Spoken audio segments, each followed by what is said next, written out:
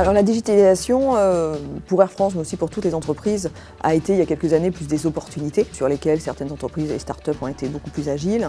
Et maintenant, c'est une réelle nécessité et ça devient une évolution permanente dans laquelle l'entreprise doit se réformer, se transformer en profondeur de façon pérenne et c'est en cycle continu. Donc c'est vraiment, je dirais, le début d'une grande aventure dans laquelle les plus grandes entreprises se sont engagées. Tous les nouveaux outils digitaux qu'on peut inventer, mettre en place et utiliser demain n'ont de sens que s'ils apportent de la valeur pour le client. La grande tendance qu'on observe, c'est la transformation des relations clients d'un mode très transactionnel qu'on retrouvait dans des sites web, dans du formulaire, dans des applications, vers un mode plus conversationnel. On fait face à des flux de clients importants, notamment en cas d'aléas dans un espace temporel et infrastructure restreint.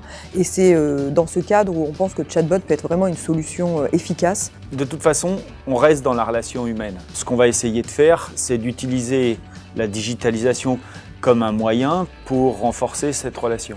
Nous, on a, avec l'aide d'une start-up, inventé, on a créé un canal de click and collect pour les bouteilles de gaz. En octobre 2016, on a été la première banque en France à lancer un agrégateur de comptes qui permet de consolider sur une seule interface l'ensemble des comptes de toutes ces banques en France. Et puis on est en train de travailler sur une quatrième application qui est plus une application servicielle. Aujourd'hui, ce qu'on va présenter dans le cadre du programme Marketing for Business, c'est Rodoo Network, qui est en fait une application qui permet à la fois d'animer, mais aussi de challenger et de récompenser des équipes, par exemple des équipes commerciales. Donc c'est une approche de la performance qui vise non pas à contraindre ou soustraire les gens à une exigence toujours plus forte, mais au contraire à les amener à se développer pour être meilleurs.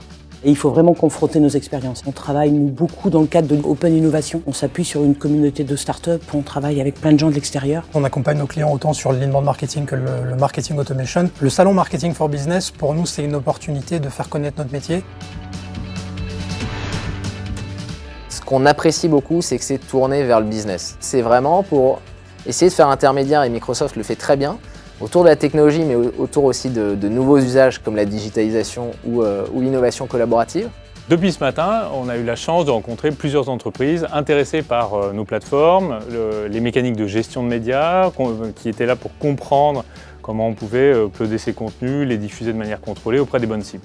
L'humeur du jour, c'est qu'on est très content puisqu'on a signé 2 grands comptes que je ne peux pas mentionner ici aujourd'hui. Une journée comme celle-là, c'est une journée où on confronte nos idées, on montre ce qu'on sait faire, les gens nous font leur retour, ils nous expliquent aussi quelles sont les problématiques qu'ils rencontrent sur le terrain et nous, bien évidemment, ça nous enrichit.